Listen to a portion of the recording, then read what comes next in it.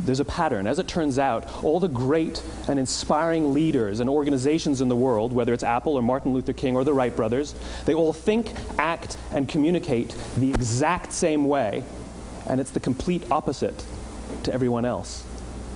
All I did was codify it. And it's probably the world's simplest idea. I call it the golden circle.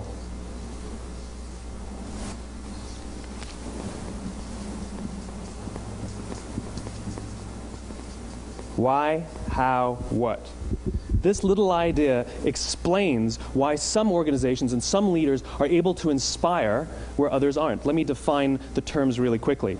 Every single person, every single organization on the planet knows what they do, 100%. Some know how they do it, whether you call it your differentiating value proposition or your proprietary process or your USP. But very, very few people or organizations know why they do what they do. And by why, I don't mean to make a profit. That's a result. It's always a result. By why, I mean what's your purpose? What's your cause? What's your belief? Why does your organization exist? Why do you get out of bed in the morning? And why should anyone care? Well, as a result, the way we think, the way we act, the way we communicate is from the outside in. It's obvious. We go from the clearest thing to the fuzziest thing.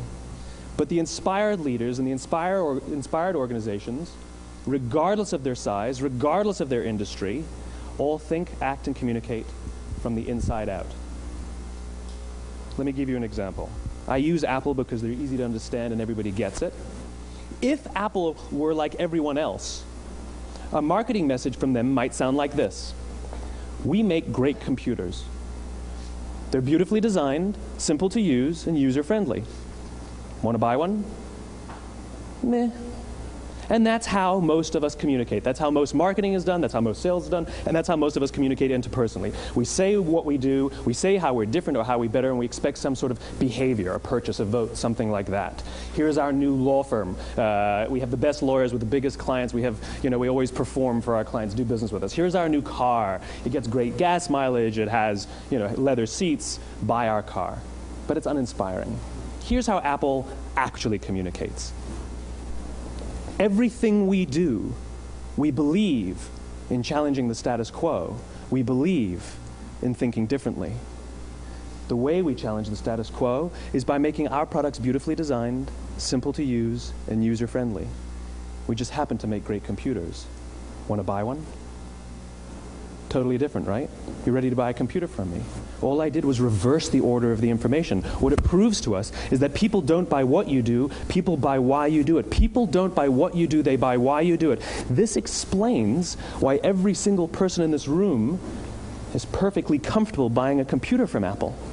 But we're also perfectly comfortable buying an MP3 player from Apple, or a phone from Apple, or a DVR from Apple.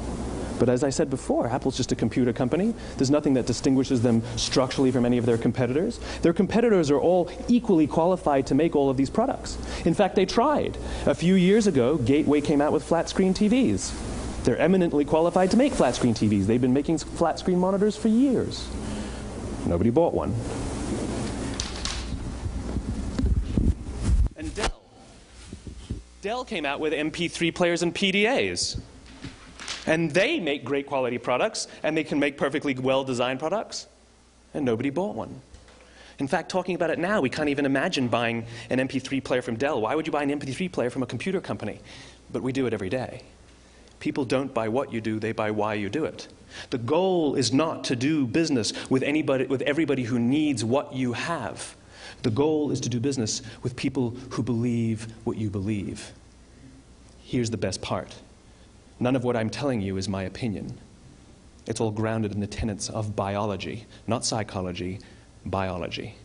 If you look at a cross-section of the human brain, looking from the top down, what you see is the human brain is actually broken into three major components that correlate perfectly with the golden circle. Our newest brain, our Homo sapien brain, our neocortex, corresponds with the what level. The neocortex is responsible for all of our rational and analytical thought and language.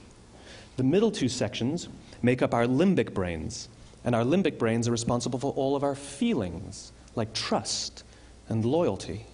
It's also responsible for all human behavior, all decision-making, and it has no capacity for language.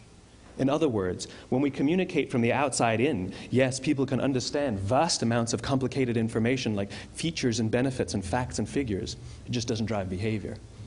When we communicate from the inside out, we're talking directly to the part of the brain that controls behavior, and then we allow people to rationalize it with the tangible things we say and do. This is where gut decisions come from.